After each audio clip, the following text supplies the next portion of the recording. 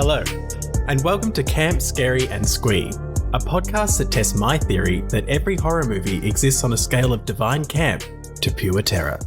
I'm your host, Damien O'Mara, and my guest today describes his perfect horror film as having suspense, a clear explanation of the source of horror, and one that creates and sticks to its own rules. Welcome, Dave Gaukroger.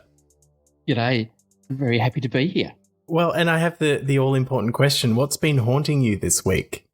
The 60-year-old electrical work in the ceiling of my house that wants to catch on fire, and in the meantime is tripping circuit breakers and threatening to empty my bank account. It is a real horror, and it's been haunting me for some time, but it's upped its game in the last few weeks. I thought home ownership was the dream. Yeah. Well, haven't you seen the Amityville Horror? Well, there you go. And look, I'll give you the honors. What horror movie are we talking about today? Today we are having a look at a film co-written by Joss Whedon, The Cabin in the Woods. Yes, and so some quick stats on this. Released in 2011, although delayed a few times, and that was a limited release. The proper release was 2012. Written, as you said, co-written by Joss Whedon and Drew Goddard. So we all know Joss Whedon from Buffy fame and Drew Goddard from Cloverfield. And Goddard also directed. It stars, so top billing goes to Kristen Connolly, Chris Hemsworth, Bryan Krantz, Jesse Williams, Richard Jenkins, Bradley Whitford. No billing for Amy Acker, which I think is a travesty because I love Amy Acker. Absolutely, and yeah, a very Whedonverse pick for the film, of course. Joss Whedon being notorious for recycling actors through different projects, which is always great if you're a fan of some of his work, as you get to see people doing new stuff. I mean, this is. I think this was post Dollhouse as well, because Fran Kranz was in that with Amy Acker as well. He was. It's interesting because Amy Acker is one of those people. I first noticed her in Dollhouse and then went back and was just like, oh, she's just in everything I like. Right. Okay. She's quite she's really good in this kind of genre of that kind of things that are a bit thrilling. She often plays someone that's a bit complex. Yeah, she's a really fun actor to watch on screen. And of course, as you mentioned, Chris Hemsworth's in this. And because of the delay in the film, this was filmed before he was cast as Thor, which of course is now one of his most iconic roles. But this was released afterwards. So in some ways, it probably got a tiny little bump, little Hemsworth bump off the back of some Marvel action there. I think you'd get a little bit of crossover between horror fans and MCU fans. There's got to be just a little bit. Actually, it does take me to. So the film grossed $66.5 million, which was against a $30 million budget, which is not like nothing to be scoffed at. You know, it's not like breaking records, but that's a nice amount of money for a film to have made. It is, especially for one that had such a tortured route to release as this one did. I mean, films that sit on the shelf for whatever reason or go through development hell rarely end up in a good place. And so this one did okay. And I think is also, like many horror films do, end up as a bit more of a cult classic than a box office success.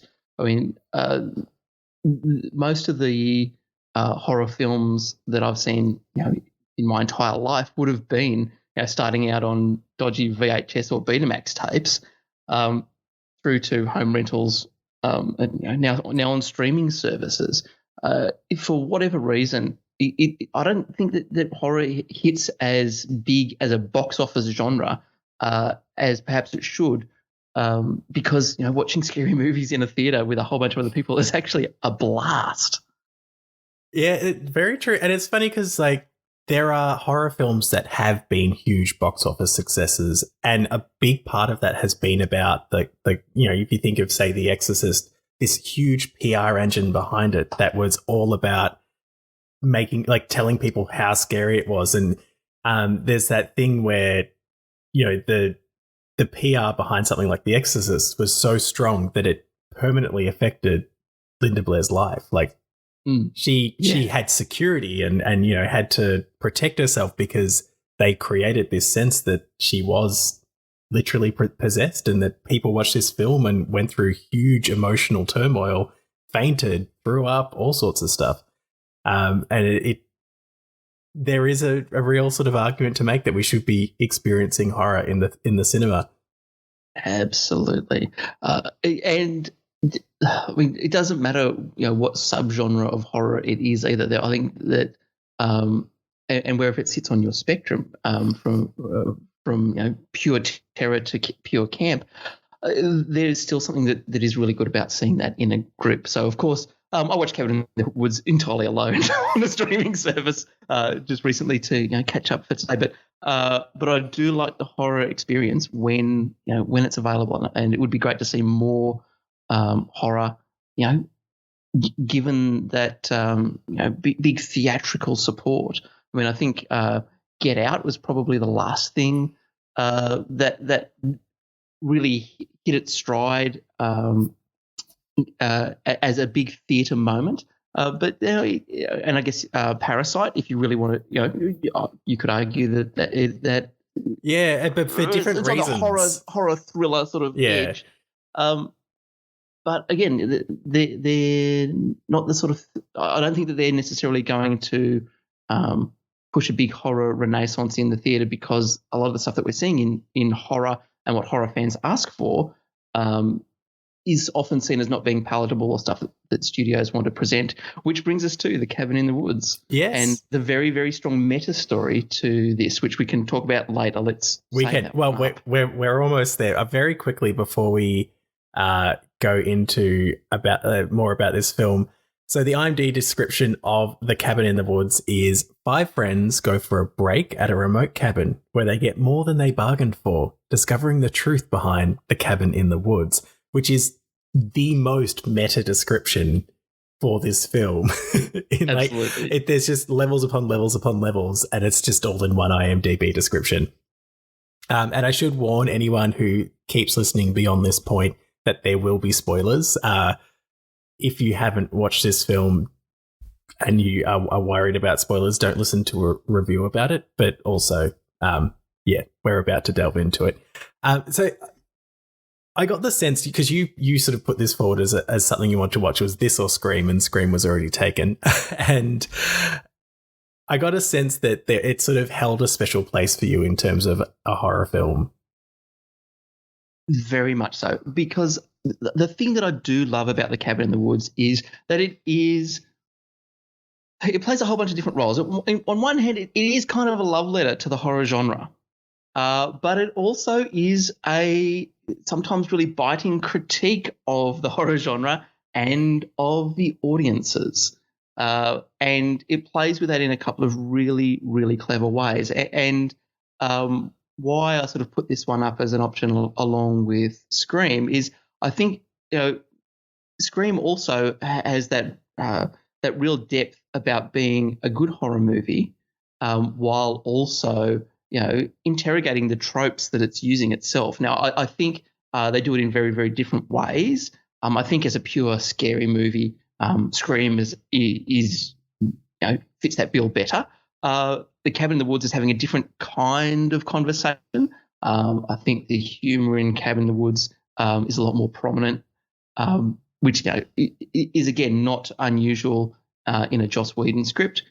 But yeah, I love both of them for that way of really interrogating the genre, because of course I came up watching, as I said, bad VHS copies of horror movies through the 80s and early 90s.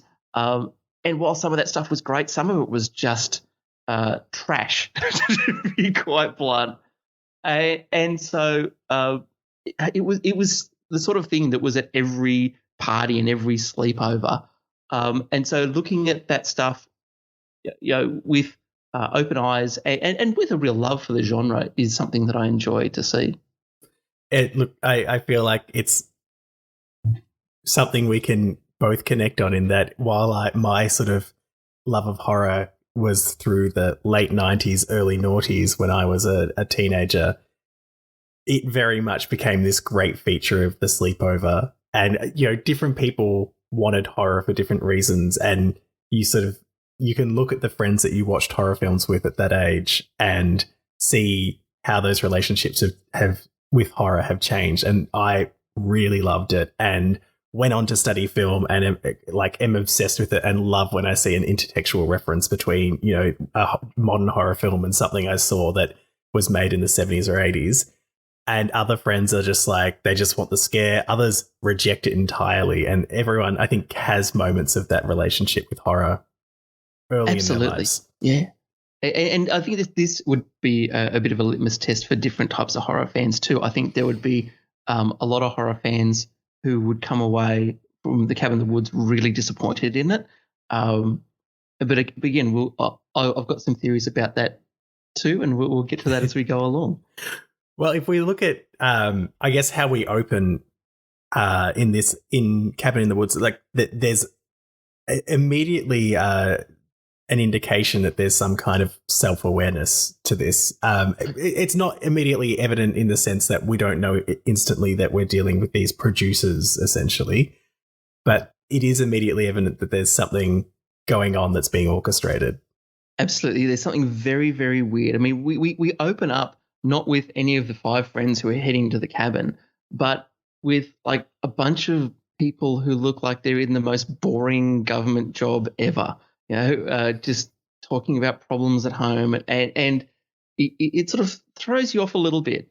And of course, we then, cut through to our heroes and heroines or victims or however we want to describe them. And we start to vibe more into the more traditional take of setting up a horror film. The brief introduction, everyone gets their quick character beat, but woven in there's actually a couple of little tidbits that will show up later on as being useful to the story.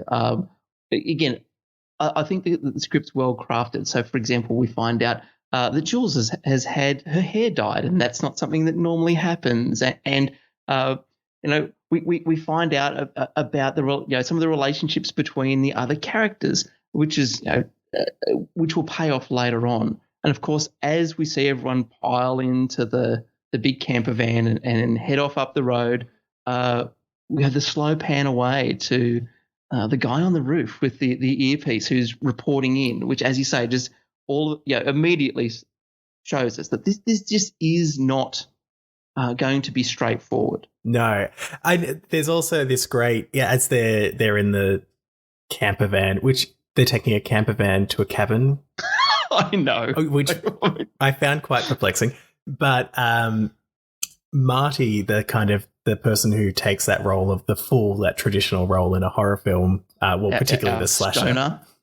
Yes, our stoner, goes on this huge kind of philosophical, we're getting away from all of the monitoring and we're unplugging, and it's so important because we're so scared to be disconnected. But little does he know that he's about to be more wired in than ever. Absolutely.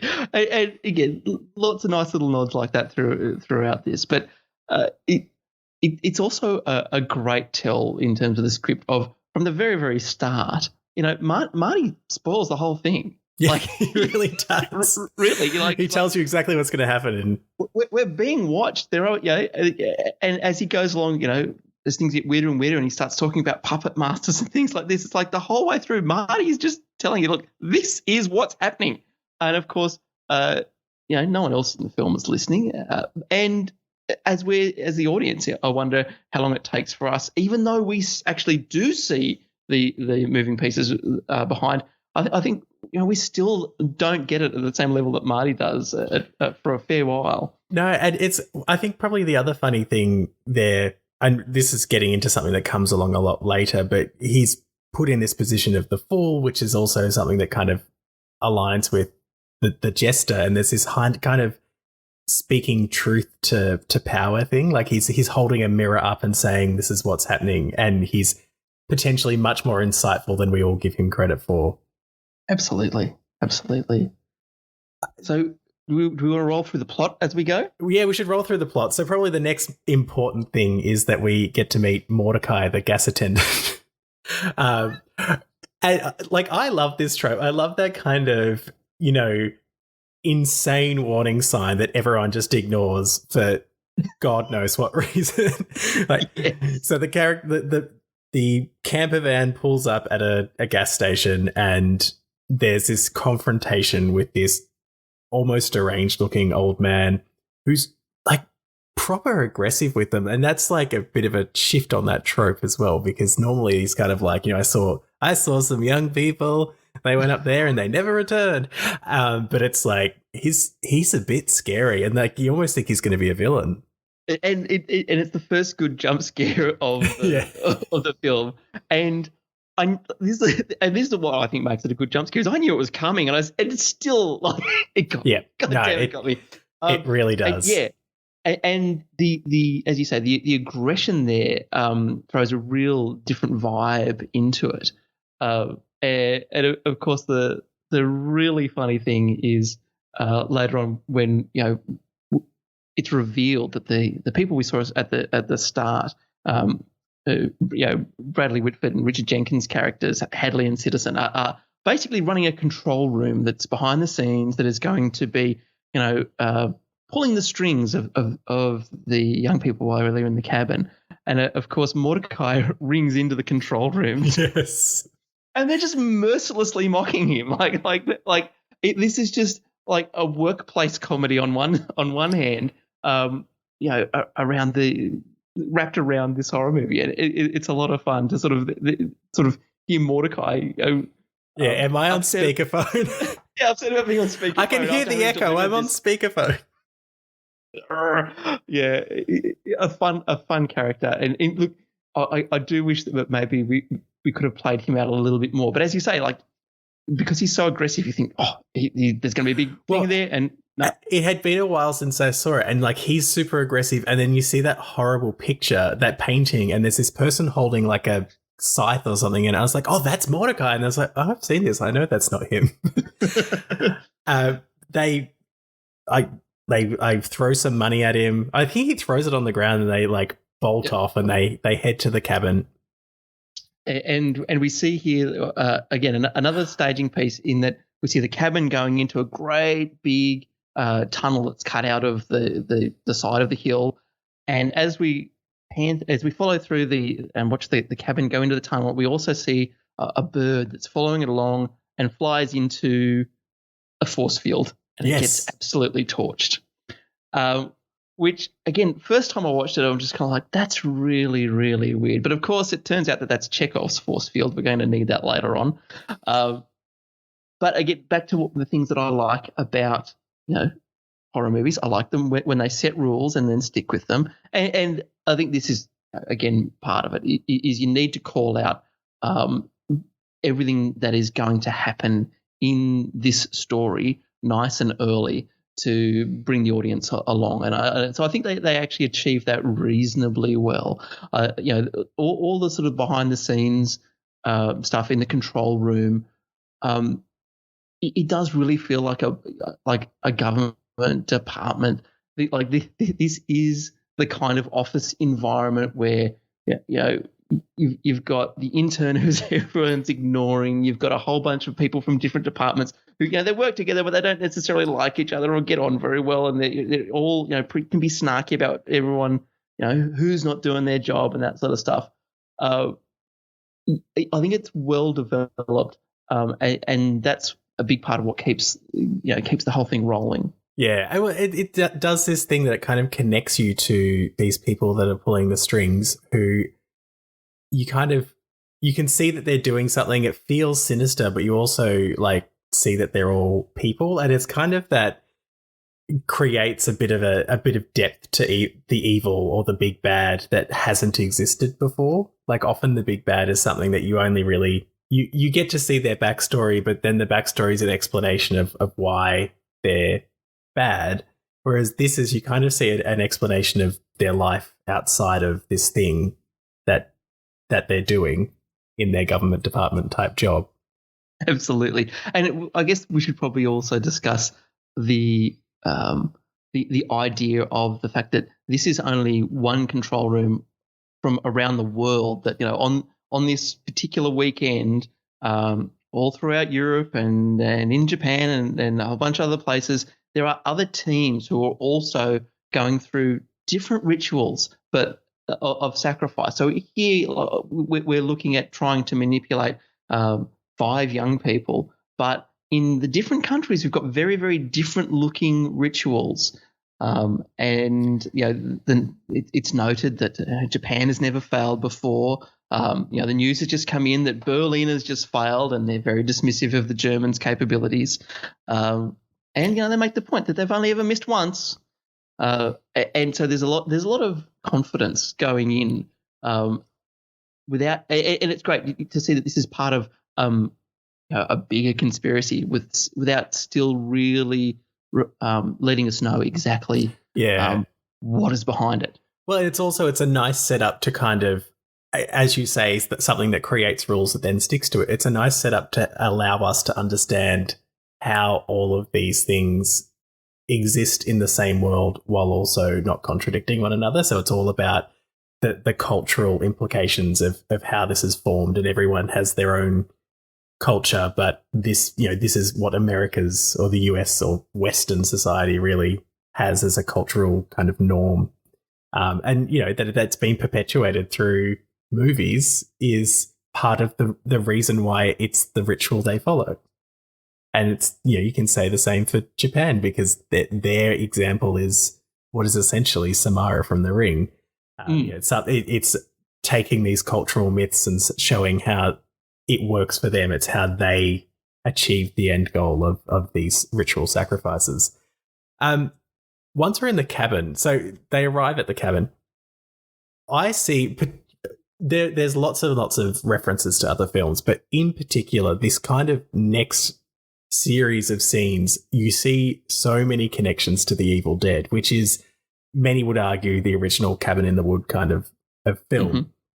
Yep. And one of them and I don't know if this is intentional, but the first character to walk in there, something that happens in The Evil Dead that I always look at, and it makes me think of me, because if I go to an Airbnb, I would find every light switch. It's the first thing I do. I don't know why. I'm just like, I need to know where all the lights are. And in The Evil Dead, the first thing he does is he walks in there and he turns on every bloody light, and you sort of watch him just turning on this light. And like, it served a purpose in that they needed to like light the set, and so this is a way to do it. And I'm sort of watching that, and she's walking around and she's switching on lights. I'm like, was that on purpose, or is it the same reason? Like, are they just trying to light the set? But in my head, I'm like, no, that's a really deep reference to that first scene in Evil Dead. Well, absolutely, and we get a couple of other Evil Dead references as we go along. But of course, the first thing that we see is the cabin's already a little bit unsettling. We've got the wolf head on the wall. We've got the one-way mirror between a couple of the bedrooms. That is weird. Creepy. Yeah, that more than creepy. And it gives it that nice little unsettling feel. And of course, the reason that we even discover the one-way mirror is because it's covered by the weirdest painting that you can imagine. No, it's not covered by the painting. The painting gets put on it later. Right, that's the effect. Does he take the painting off? The painting off because he's going, I don't want to look at that. And then next thing you know, Holden's looking through and he can see Dana through the getting changed. Yeah, and we see that moment of, a redeeming feature for this character is he's like, oh, maybe I'll watch. No, I better not watch. Hey, stop. Yeah, he's a much better person than me. Oh. And so then, of course, it's just fun times after that. We're swimming in the lake. We're sitting around having some beers. We're chilling out. Get to Truth It's about here where Chris Hemsworth's accent just he's just stops trying. He was trying to have a southern accent at the beginning, right? I don't know. I really don't. And at this point, it's just Aussie. Like it's an Asgardian accent. Yeah. They were like, let's just, by the time Thor came out, everyone had just accepted, Thor's an Aussie. That's what he sounds like. Yeah. And, this is all, pretty basic stuff in it. And the thing to note here, of course, is that even the observation from people that their friends are acting out of character. So, for example, we've got the great scene with Jules dancing in front of the fireplace, which, is weirding a few people out. And, of course, Jules kissing the wolf, which is... Yeah, the mounted wolf head. I find that really hard. As Marty calls it. I find that scene really hard to watch because in my head I'm like, well, clearly that's going to come to life and bite her face off. Which it doesn't. I feel like it's not a missed opportunity, but I feel like it is. And then, of course, we get to our next sort of Evil Dead reference, and that's the trapdoor. Yeah, flying open. Like, exactly how it happens in the Evil Dead. And it's the same level of jump scare. Like, the first time I watched Evil Dead, it was the perfect kind of thing because they kept trying to break the tension. And then this is the first time where it's like, oh, no, they're not going to break it.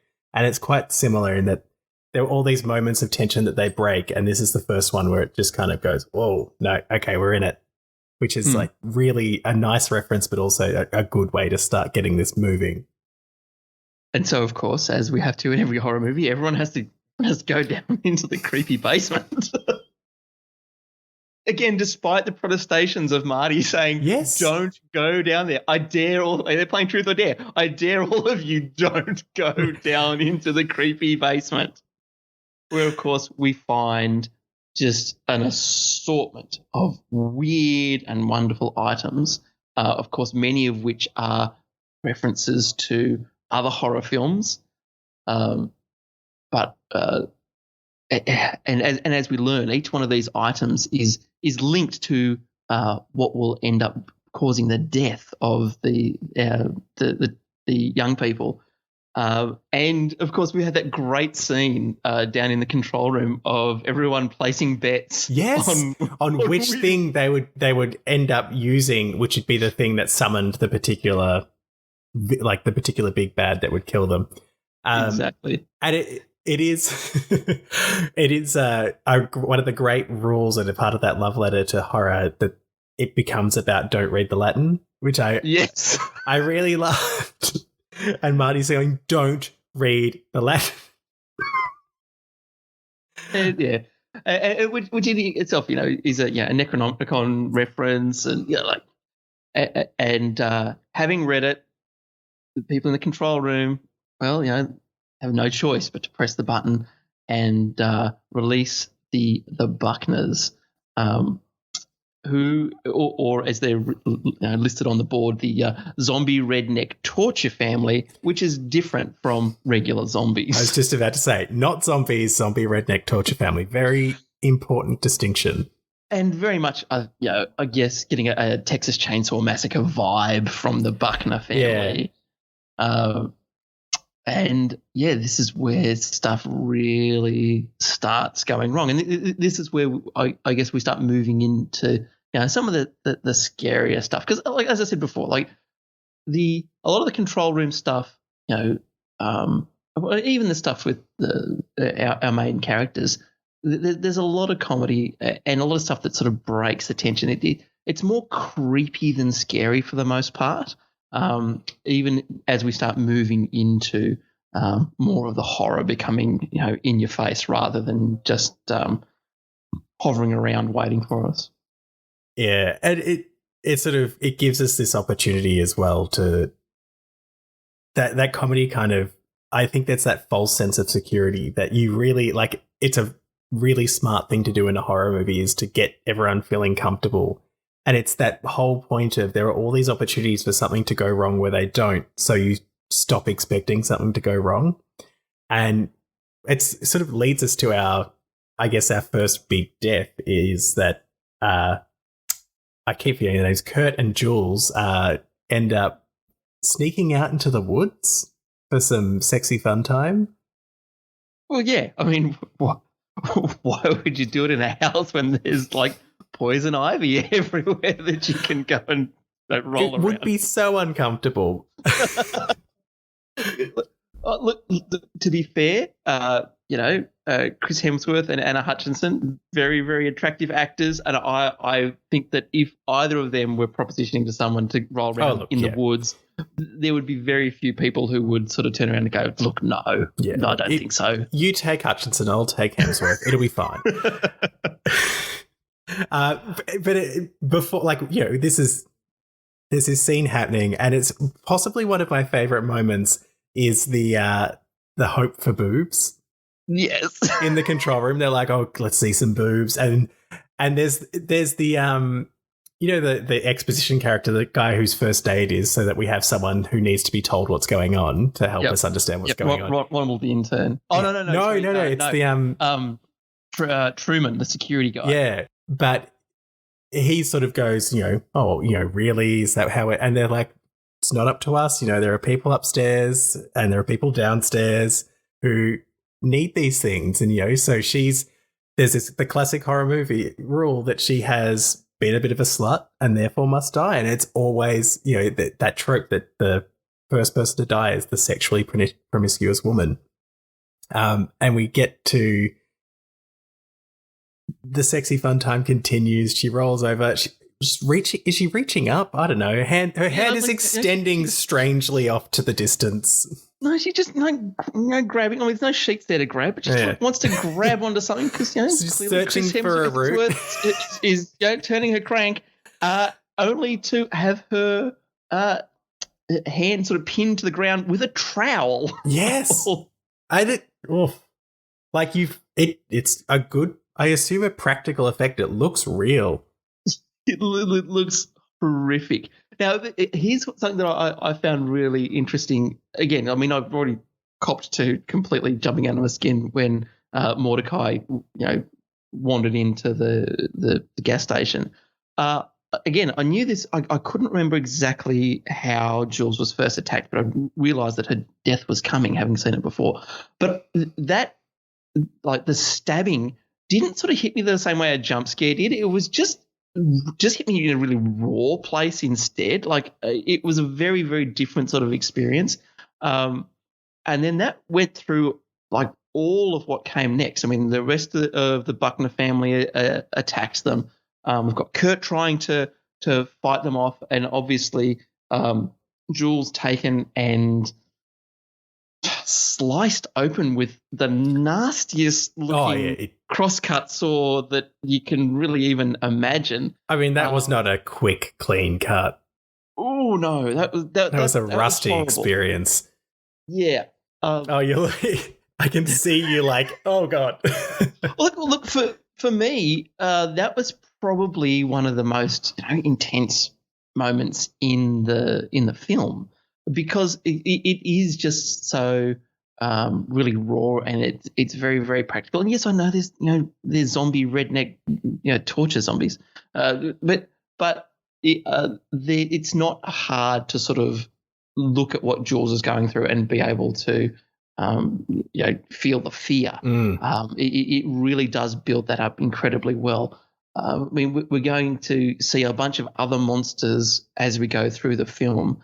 And I think in some ways, because they're stripped a little bit of their context of where they're originally from, then they don't become quite as scary as this moment right there where Jules dies. Yeah, it's the most kind of I'm trying to think of the right word. It's kind of the most visceral kill of the whole film. Yes, absolutely. And every other one, because you're right, that we learn a bit more about it, and suddenly they've become less meaningful and we've become less connected to the characters. We almost start to kind of think, which side are we on in this situation? Yes. Yeah, and then I think this really pushes you pretty firmly away from the control room team. Although I think it's really worth pointing out too, after Jules's death, there's this very, very solemn moment in the control room. Yes, where it's acknowledged that this is part of a sacrifice, and that's before they then go and reveal at the back of the room there's been these 5 panelled doors, and the first panel's lifted up and a big handle pulled, which again it sets off a Rube Goldberg machine to break a bottle, and we see what's presumably blood flowing down somewhere and into a lower chamber as we hear that obviously talking about the threat from down below. But yeah, so there is that really solemn moment there, which again we don't really, and maybe that's just because it's the start of the ritual, but we don't have that for the other deaths as we go along. That minute, that sort of solemnity from the directors the directors themselves that we see as we go along. Yeah, it's interesting. I guess if they tried to maintain that, it would probably become a bit tired very quickly if every time someone died, it's like, oh, now we have to, show say a rosary. Yeah, it's like, we get it. Like, we can extrapolate. It's probably happening in the background. We're not seeing it, kind of thing.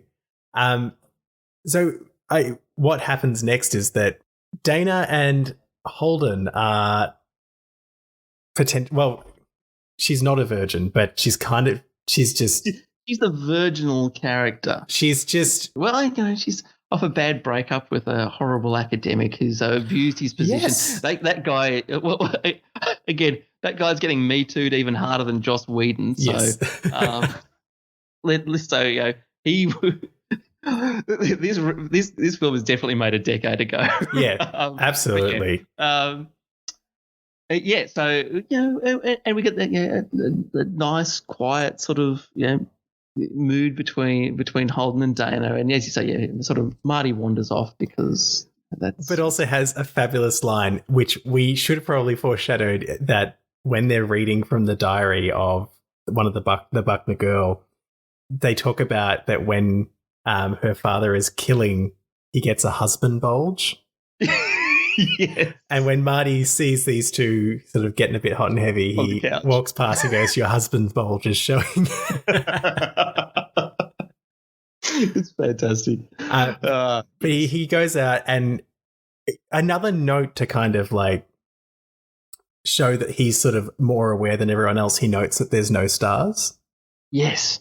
Which, of course, would be completely weird if you are in this isolated place. Like, one of the wonderful things about getting away from built-up areas is the fact that you don't have that light pollution. You get your starry nights. It's gorgeous, and yet it's completely missing from this scene. Yeah, just that kind of something's just it's just off. It's off just enough to make him see that there's something wrong, and we see the young Buckner in the distance, just barely. You have to be looking just behind him to notice it, that she sort of comes in and out of frame a bit and in and out of the shadows and wandering towards him.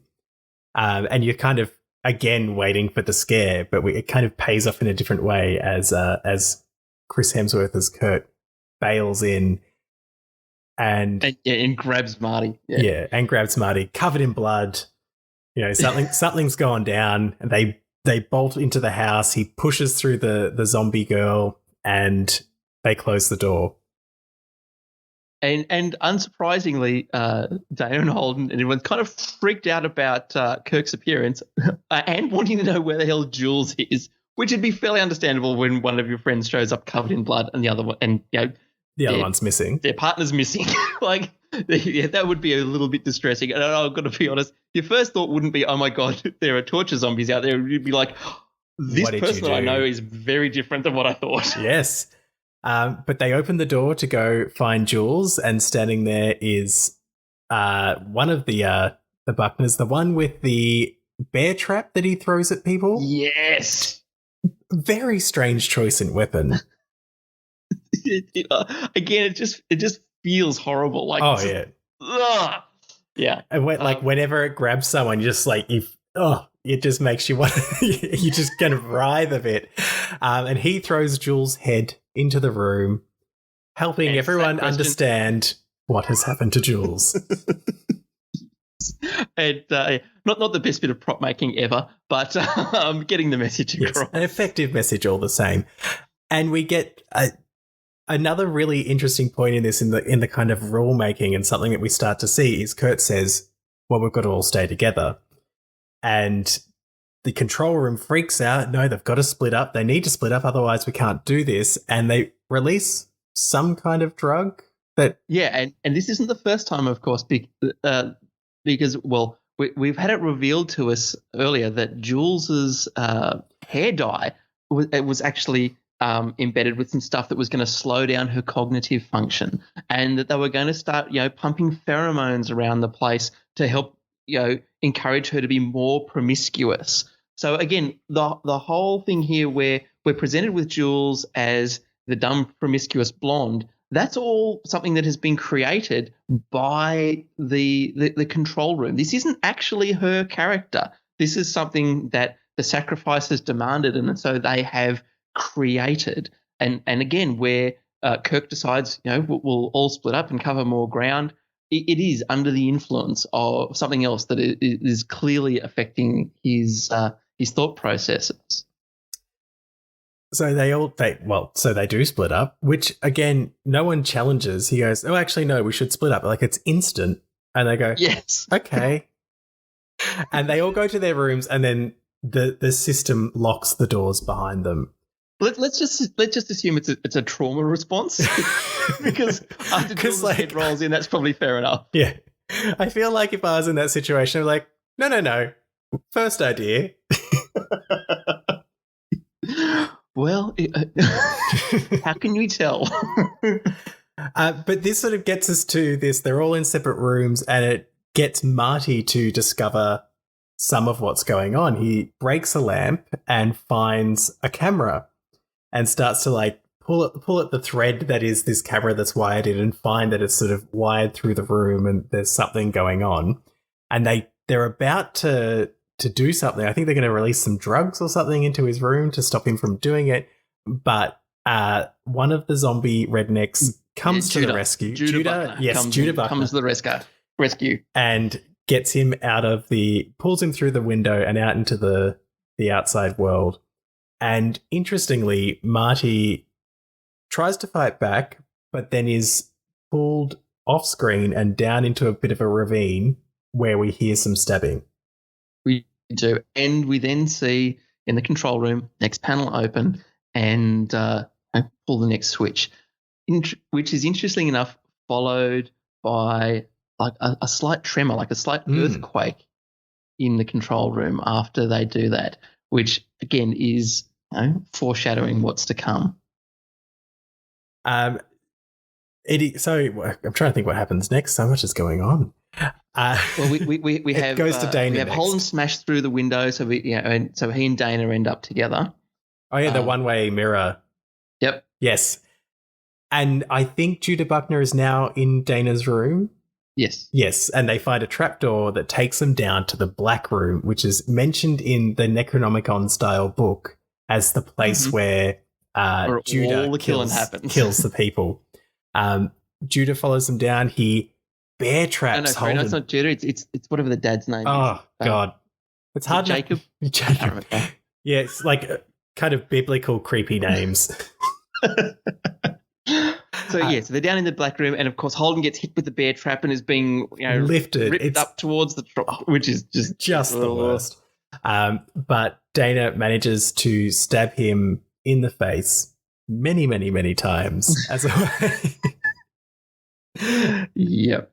And of course, and Kirk breaks through from the other creepy room and get the hell out of the house, and it's time to plan their escape. It is, but also just before that, they click a button and there's an electric shock on the knife that she's holding, and she drops it, which is I thought was really clever as like addressing those tropes that we always see. Why did you drop the bloody weapon? And then from there we are in the camper van. They're speeding towards the cave or the tunnel that they came through to get there. And this is actually a great bit, because this is where there is a great bit of tension when the people in the control room realise that the tunnel, which should have had a rock slide to trap the victims there, the rock slide hasn't happened. And we see Richard Jenkins like sprinting down to maintenance and just yelling at these people, and they're saying, we didn't get the signal, we don't know what's going on. And again, with, as you mentioned before, flipping like, whose side are we on here? You suddenly see this tension of oh, if they don't get this rock slide down, they're just going to get away. They're just going to drive straight out, and that's that.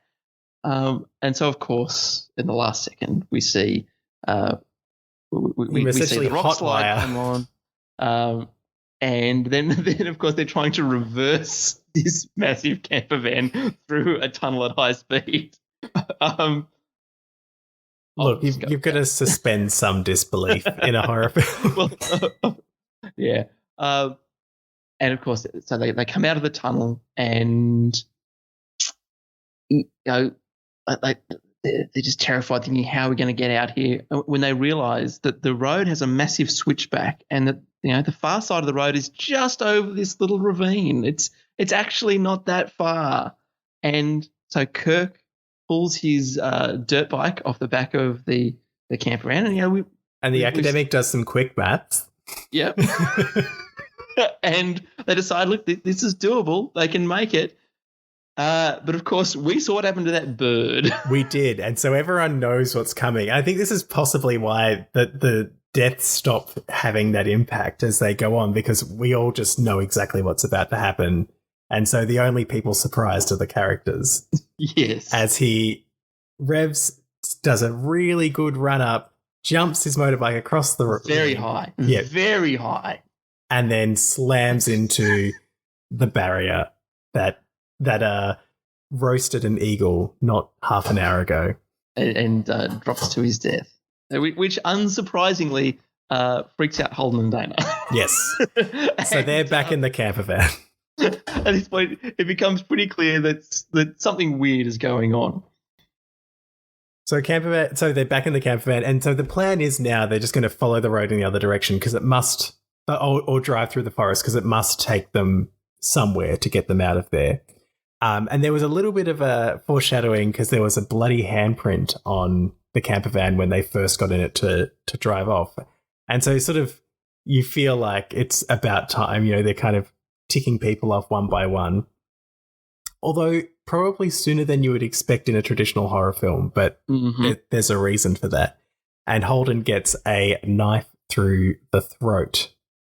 And I don't know about you, I think this is a turning point for the film in a couple of different directions, because obviously we're about to come into the final act and the big reveal, but this is also, I think, the first time that there's a jump scare in the film that's not actually benign. Like up until now, all the jump scares have been like, oh no, nothing's happened. This time there's a jump scare and a big nasty knife through Holden's throat. Yeah. So we're sort of ramping stuff up a little bit. We're letting go of the fun, and we're trying to get a little bit more serious about what's happening here. Yeah. And we go back to that beautiful lake where they plunge in the camper van, and Dana manages to get out of the skylight, but not before the zombie grabs her, and so she sort of has to fight her way to the top. She gets out, she gets onto the jetty, and we kind of cut to this party happening in the control room as they're celebrating that 4 of the 5 deaths are done, and we find out that actually that's enough. The ritual is complete because the virgin sacrifice is kind of an optional extra. As long as she suffers. And, if she hadn't suffered yet, she's about to suffer a bit more. She's about to suffer. As we watch them all toasting champagne, and on the monitors behind them, she's having the fight of her life with that one was that one Judah? I can't remember. Oh, I can't remember. Again, they all look the same. Look, I hate this to be a zombieist podcast, but yes, they do. They really do. But so she's having this fight, and this is sort of the great reveal of it all, is the moment where the red phone starts ringing. Yes. And everyone he's like, shut off the music, and he's sort of walking there, and it's like you can see the anticipation, and he answers it, and something has gone wrong. They don't actually have 4 deaths. They've only got 3. And we cut back to Dana being tormented by the zombie, just as Marty, not dead, died off screen, but, that was a nice little fake out, manages to catch the bear trap chain thing and rip it out of the clutches of the zombie before he has a chance to kill her. Yes, revealing why we had that earth tremor, because while the control room might have thought that Marty was dead, those down below certainly realized that he was not, and were showing their displeasure at the handle being pulled when it shouldn't have been.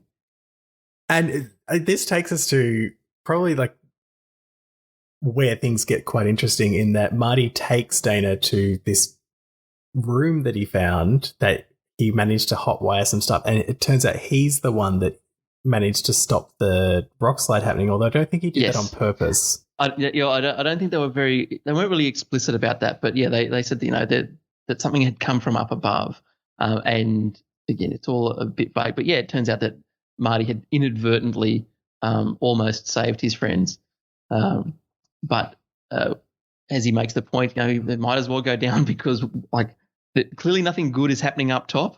Yes. So why not go down and find out what the hell is going on? So yes, they find this elevator, they get in, and it turns out that it's the cube that these monsters came from, and they enter this kind of monster museum. A great storage area, and there are so many cool things here. And again, this is where we're seeing a lot of references to plenty of other horror films, and of course, everything on the whiteboard is there, and there's a few other new things that will show up along the way. But I really like the way that this is done, like the reveal, moving along, and they're sort of seeing sort of one cage after another until you finally see the point where there's all of these capture cubes with all the different monsters in them. Just from an architecture and engineering perspective, I don't know that that's the most effective way to store dozens and dozens of monsters. However, visually it looks fantastic. It does. It gives us that moment where they get to realize that that they chose, because she sees the kind of torture monster that I think is meant to be like Pinhead. Yeah, absolutely. Definitely a Pinhead reference. Yeah, and they see the ballerina with the kind of sandworm mouth. Yep. And there's this moment of realization as she looks at the little ball that he's holding that Kurt was playing with before they read the Latin. And she goes, we chose how to die. And then the elevator moves again, and it opens, and it's a man with a gun who has to kill Marty first so that the ritual is successful.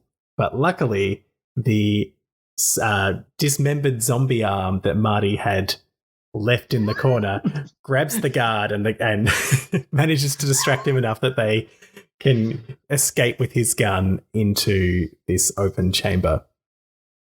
And again, this brings up what is absolutely a really fun part of the film. But again, really poor design, where not far from where this cube opens out into what looks like a foyer full of elevators, right behind there's a smaller sub-control room where they find, after being chased and shot at by a bunch of armed guards, who again seem to have really lost sight of the fact that they need to kill Marty before Dana. Yes, they're just blindly shooting. Once automatic weapon fire starts happening, it's like, you're putting your ritual at risk here, guys. I don't think you're as well drilled as you think you are.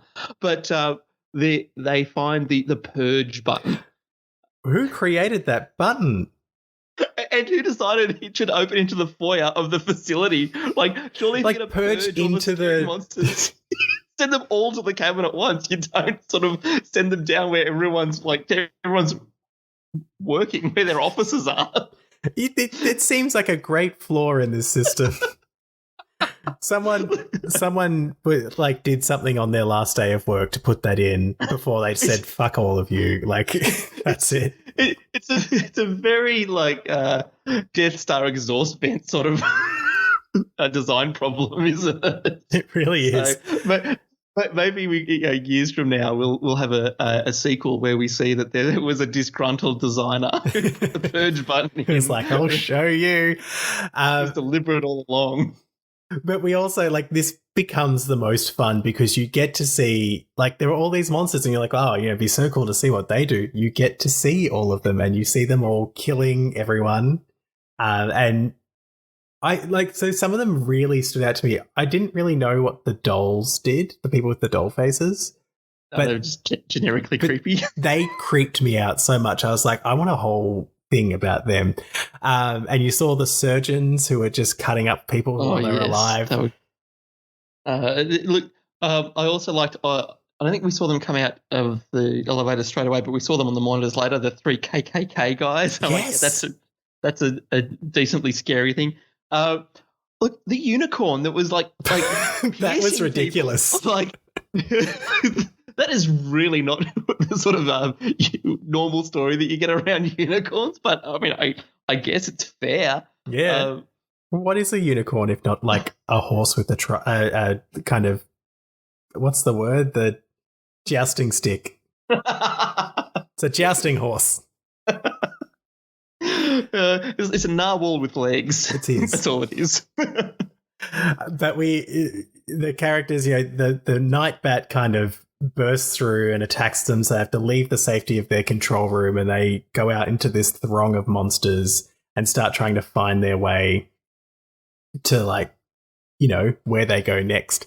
The control room itself is overtaken, and I forget which one's which of the two directors, producers, but one of them manages to escape while everyone else dies, and he gets into these tunnels. Citizen gets away. Yes, Citizen. And Hadley. Yes. Hadley, who earlier on was rather despondent when he bet, during the big sweeps on the merman being chosen, which everyone sort of laughed at him for. And he was really disappointed because he just wanted to see a merman. Well, wish granted. Yes. Hadley, who's in the control room, has a merman just, slopping towards him. And this is probably, for mine, one of the funniest moments of the film. First, just the irony of being killed by the monster that I wanted to see. But then also the merman literally crawls along the ground, jumps on top of him and, chews into him. But the merman's got this big spout on his back and blood spurts out of there. It's just gross and really, really funny. Yeah. I mean, at this point, it has become a bloodbath because as the monsters were taking out the crew, the security crew, the foyer is just washed with blood, and this is just becoming more and more of that. It's just becoming a little bit of a gore fest, and the funny thing is, so often in horror films, when you get to the gore, you actually start to sometimes lose the terror. This is where it starts to become a bit funnier. Yeah, and this is something, not to take it to a different film, but Evil Dead is one of those films that I never found it very scary because it was so steeped in gore and this kind of gross terror that it just, you never quite got scared. You were sort of so focused on all of the corn syrup everywhere and how ridiculous things were getting. And it's a similar thing here. You just reach this point where you're just like, well, I'm not scared anymore. I'm expecting every camera shot to be another thing coming at me. And so I'm no longer... Yeah, I'm ready for it. I'm ready for everything. We get Citizen in the tunnels and he runs into Dana and Marty, and Dana stabs him. And accidentally, she's just kind of running with a knife in front of her, and he turns a corner and connects. Boom, you're done. And he tells her she has to kill Marty. And I think it's this great moment because it's soft enough that you know that Marty hasn't heard. He's sort of beckoning her to keep going. And they end up in this room that we've seen that has all of these ritual kind of drawings on these big stone carvings, I guess, on these big stone tablets. Big relief stuff that they've been pouring the blood into. And finally, we sort of, this is, again, a great moment in the film when the up to now uncredited director of the facility, played by Sigourney Weaver, makes an appearance and explains it all for us. Yeah, we've had, and of course, this is against the background too of part of the panic earlier on was because Japan's ritual failed, So everything was riding on this one now. And Sigourney Weaver's director explains to us all that there are these old gods who need a sacrifice every single year to stop them from returning. And if we don't give the sacrifice exactly how they want it, they'll be unhappy. And at that point, I can't remember how Dana got the gun. Was that the one that I think Marty gave it to her because she stabbed after she stabbed Citizen. He gave it to her. It's like, take this. It's easier. Yes, that's right. And explains that Marty needs to die. And I reckon she was about to pull the trigger. I absolutely, If that werewolf had not come in at the right time. It was, the utilitarian argument is like, well, Marty can die now and save the world, or he can die when the rest of the world dies. Your call. But he sees the werewolf coming behind her. He doesn't. She says, "I'm sorry," and he says, "So am I," as the werewolf bites into her, and then it kind of ensues that Sigourney Weaver tries to finish the job, and she's fighting him. They flip over. The werewolf kind of gets her. He pushes them both off the edge into the abyss where these gods live. And it's back to him and Dana. Dana's mortally wounded, clearly about to die. But Marty is sitting with her, and we think back to the beginning of the film where he talks about how the whole system just needs to be blown up and we can start again. And she says, "Sorry, I tried to shoot you," and he says, "Sorry, I ended the world."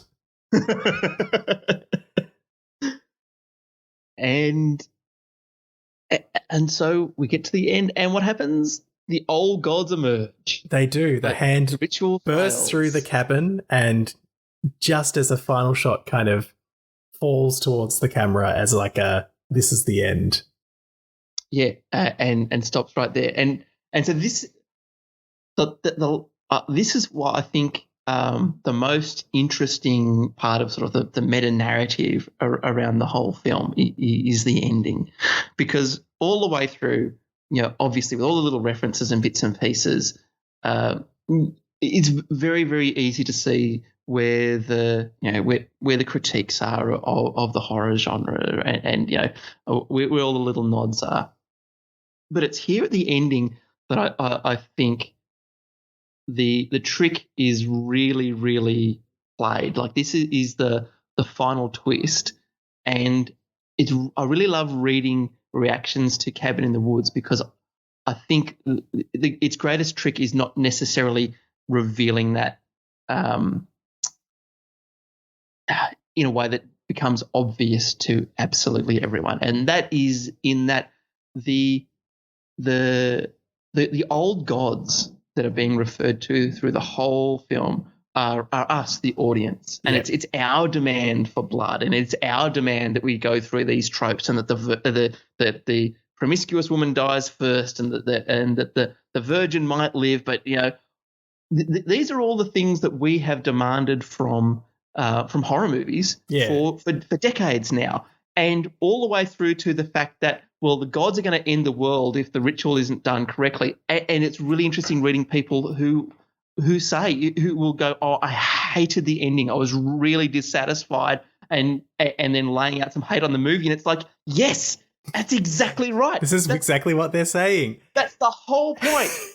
Yes. Well, and this is when I was doing reading on this film in particular, a lot of Whedon's kind of reasoning behind creating this was to try and reset the expectations, to say this is a love letter to horror, but it's also an acknowledgement and a bit of a critique that we have fallen into just this kind of culture industry of horror always perpetuating a particular understanding of the world, a particular way that we look at people, and we need to reset this and start again. And it's probably there's a PhD in, was that successful? I think before this and after this, there are examples of horror films that don't follow the rules, that are entirely try to be and can succeed in being entirely original.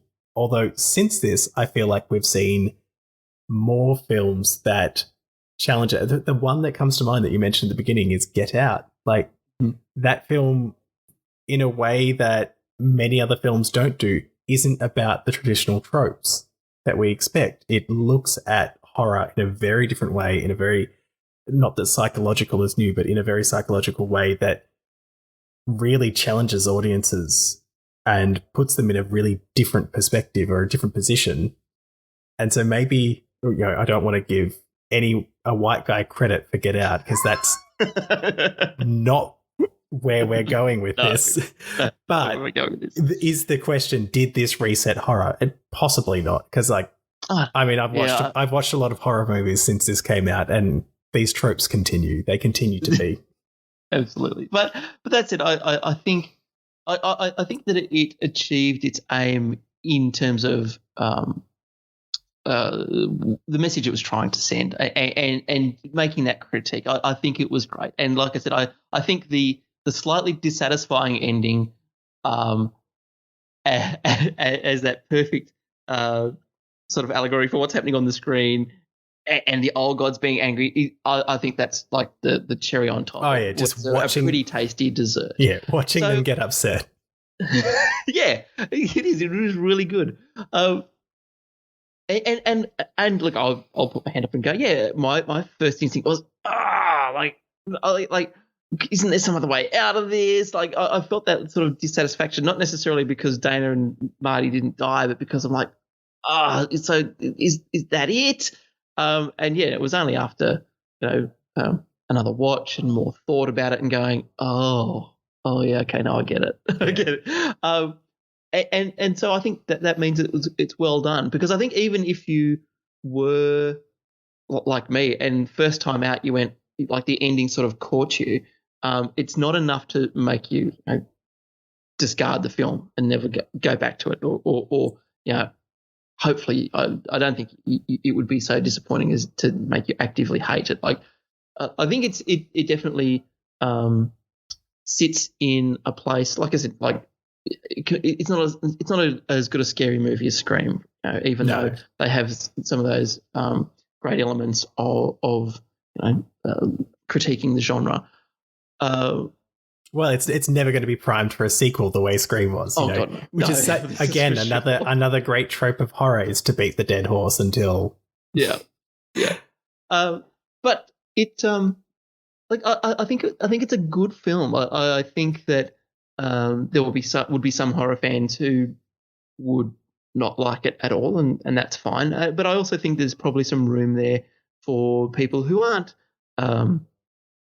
wouldn't describe themselves as horror fans, but definitely have that adolescent experience of having seen them at sleepovers or at parties or whatever, who would see enough of the tropes to be able to get the story. Because I think the other thing that's nice is that it is still relatively accessible. Like, you don't have to have ridiculously deep knowledge.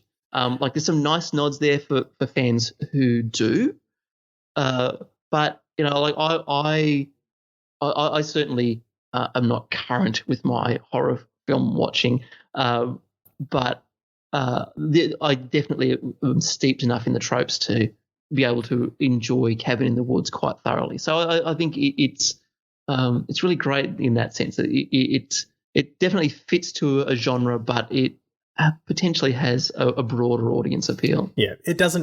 There's not a barrier to entry, as it were. You don't have to know every reference, see every Easter egg. You can watch this film and just go, "Oh yeah, that's great." Like, I really enjoyed it. It was yeah, absolutely. And so it's something that ultimately I think it holds up pretty well.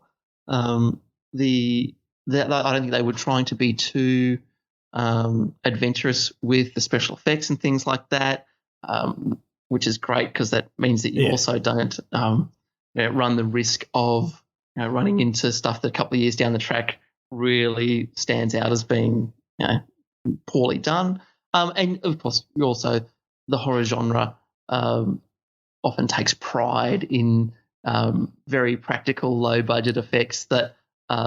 Well, it's something there's something so beautiful about practical low budget effects. Yeah. And it's why you see so many first films from directors and writers be horror films, because they're achievable. Clearly this film was big budget, but it could have been, to some degree, maybe not all of the kind of, the technology stuff, but to some degree, this could have been achieved on a smaller budget. It could have been done with practical effects. It could have been, alluding to the bigger picture without showing us the bigger picture and still been an effective film. It could have. And look, the other thing that I think that's really nice about it, and that I haven't sort of seen referred to often enough, is the fact that while this film is very, very meta, most horror films are. And that's something that's not necessarily acknowledged a lot outside of the genre. You are able to put real fears on screen in a horror film in the way that you can't in most other genres. I mean, if you look at the stuff through the 80s, where we're living through a time where socially we've got the satanic panic flowing out of the US, and we've got it seems weird to say it now, but before the 80s, we barely had this idea of the potential for children to be abused in any sort of sense, and then it shot to prominence as an idea throughout the early to mid 80s, and you can see that reflected in the horror films from that time as well. There's a lot of stuff where either by inaction or by something they've done, like parents have somehow created the scenario where their children are going to be unsafe. And then, even as you move on through the late 80s and early 90s, and we've got some of the sort of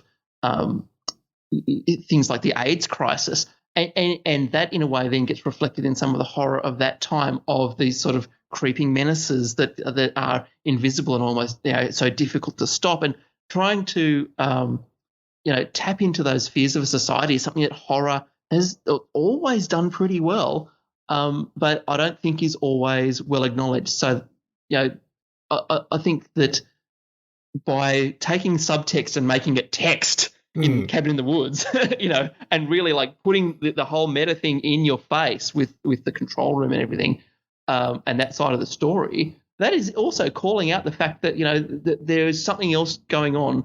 There is in the genre, there is already subtext that isn't always seen by people outside the fan base. Yeah, no, absolutely. I think that's what this allows us to do in some ways. This is a great film if you have someone who maybe doesn't love horror, or maybe likes horror but doesn't really think about it that way. This is a great way to sort of say, here's a film that'll give you a really great sense of what horror is about and why people get so into it.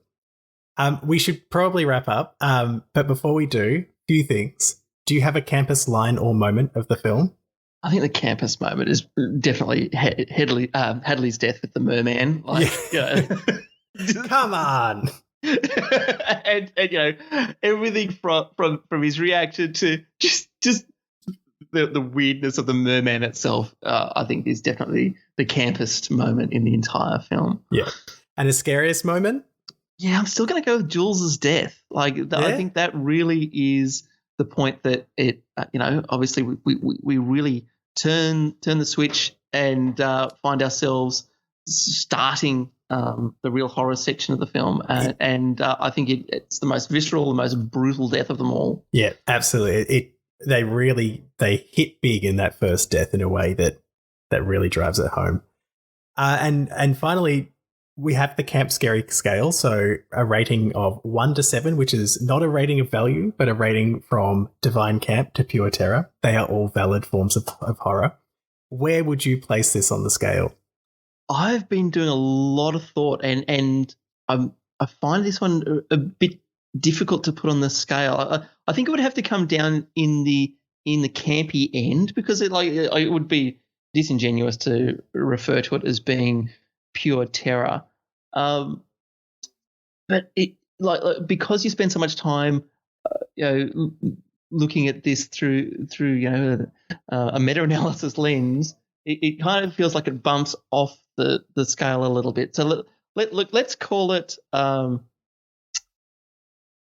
let's call it a 3 to put it in the campy end, but but it's like smudged over on the side of the scale a little bit because someone hasn't like written it in the circle properly.